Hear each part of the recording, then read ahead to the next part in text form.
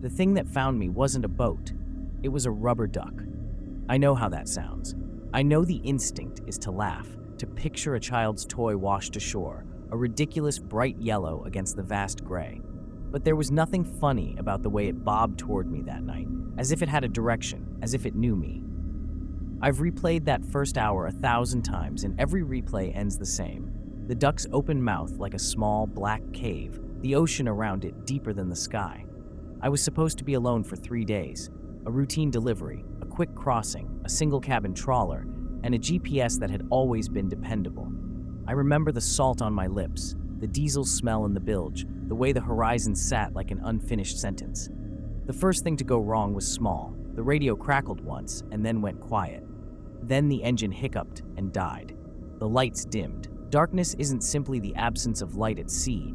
It's a pressure that presses in on the ears and makes the world feel hollow. You learn to listen to that hollowness. I listened, and it was empty. And then I heard it, a tiny, wet slap against the hull. I thought it was a gull at first. I sat up and peered into the night, the deck slick under my palms, breath coming shallow. There, no more than 20 feet away, a small circle of yellow bobbed like a coin. It floated upright, perfectly intact, too bright against the black water. Not dented, not torn. A child's rubber duck, mouth open. I pulled on gloves and leaned over the rail. The ocean had a smell that night, old rope and iron, and something sweet beneath it, like peaches gone wrong. When I reached out, the duck drifted toward my hand with a patience that made my skin crawl. It wasn't carried by the swell. It moved parallel to my arm, exactly matching my reach. I grabbed it, cold. The rubber was colder than air should allow.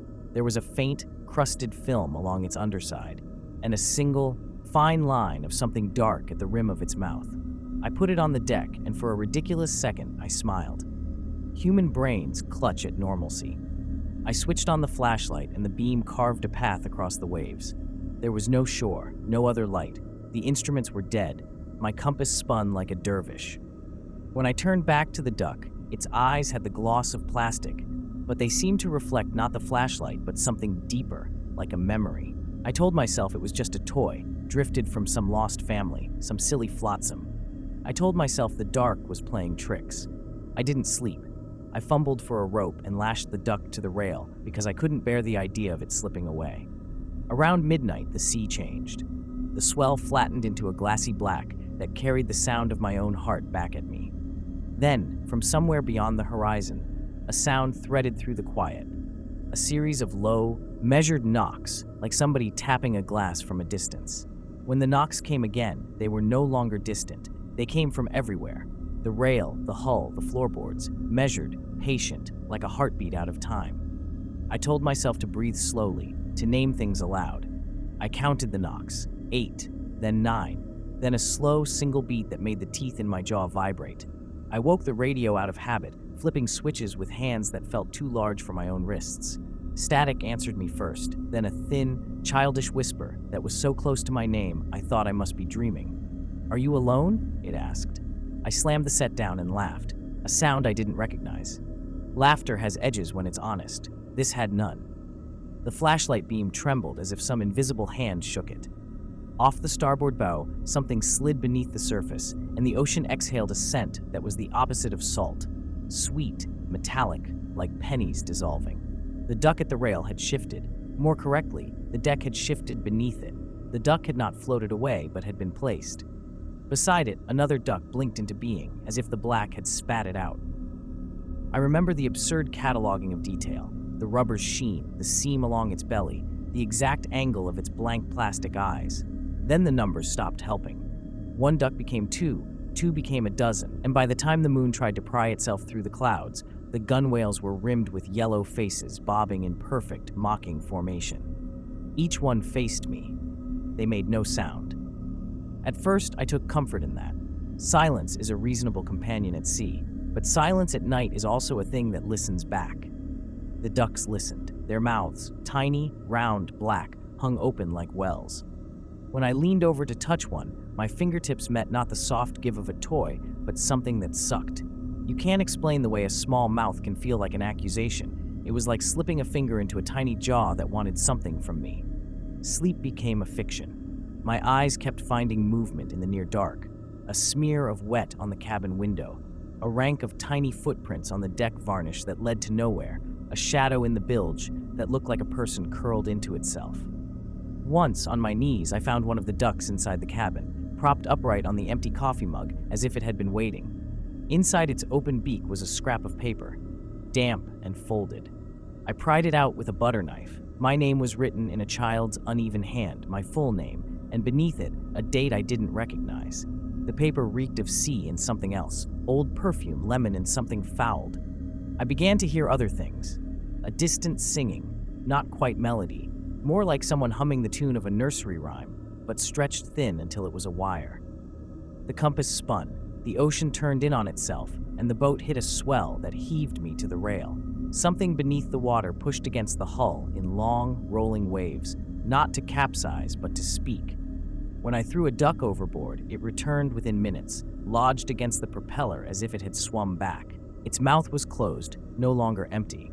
When I pried it open with a screwdriver, there was a tiny, wet object inside that made my stomach flip and left me with the blasted certainty that this was not about flotsam. I was not alone. Whatever was out there was learning the shape of me, and it wanted me to know it could reach me, through rubber, through wood, through the thin skin of my sanity. The last hours are a smudge of salt and light, and a sound like 100 tiny throats clearing at once. I tried everything that seemed sensible. Fire, knives, the old flare gun wedged beneath the helm. Because when a thing refuses to be explained, you try to make it into something manageable. I burned the ducks in a barrel. Their faces melted into oily bulges, and their little mouths blackened and shrieked in a way that isn't a sound a rubber toy can make, a sound that bent my ribs inward. The smoke tasted like pennies and sugar and something older. I thought I would feel better when the pile was ash. I only felt colder, like someone had stripped the heat from my bones. The sea didn't want to take me. It wanted me to understand the way it had learned me. The knots I tied unraveled themselves. Ropes slipped through my hands like fish. The radio, when it answered now, spoke in a tone I recognized too late. The timbre of my own voice, slowed and hollowed, calling coordinates that didn't exist. I keyed the mic and begged for a name to be honest, for a language to abide by. The reply was a child's giggle and the soft tearing of paper. At dawn, if dawn can be called that, when the horizon is a bruise, the boat drifted towards something that might have been land. I thought of home in a way I hadn't allowed, of a cheap mattress, of an ex-girlfriend's laugh, of the cracked radio at my father's house. The nearer we drew, the outline of shore shifted. Trees that were wrong, too much black between branches, sand that reflected no light, only depth. On the beach were innumerable yellow orbs, like a city of bobbing eyes, waiting in tidy rows. They turned when we approached, as if in slow applause. My hands were raw from hauling. My throat was a rusted hinge. They wanted me off the boat. They wanted me upright and blinking and looking straight into those hollow mouths. I stepped onto the sand, and the feeling that followed was not cold but intimate, like someone holding the back of your neck with careful fingers, like a lover's first bite. The ducks did not move. They were statues until I stopped being sensible enough to call them objects. Then they breathed. I reached down to pick one up because my hands remembered the absurd ritual of rescue. It was heavier than a toy, dense with something warm and impossible. When I put it to my ear, there was a scraping sound, a memory being unspooled. Names, pieces of songs, a laugh I thought I'd hidden from the world. It fed on familiarity. It stitched the syllables of my life into its silence and then returned them with slight, poisonous variations. That night I washed salt from my face and found a trail of tiny wet footprints on the pillow. A rubber beak lay open on the dresser. Inside was a scrap of paper with my handwriting, a list of places I would never be brave enough to go alone. I tried to wake myself by pinching my arm. The skin yielded. The smell of old perfume was everywhere again, and beneath it the slow, patient odor of something learning to be human. It learned curiosity first, then mimicry, then the small cruelty of offering comfort and taking it away. I fled once, then twice. I thought I had outrun the sound, but it kept matching my footsteps, patient as tide. When I finally let it sit on my knees, I felt, absurdly, at peace, until the tiny mouth closed around the edge of my palm and pulled, not hard but precise, and then it spoke with my voice. Subscribe to Horror Story Bar.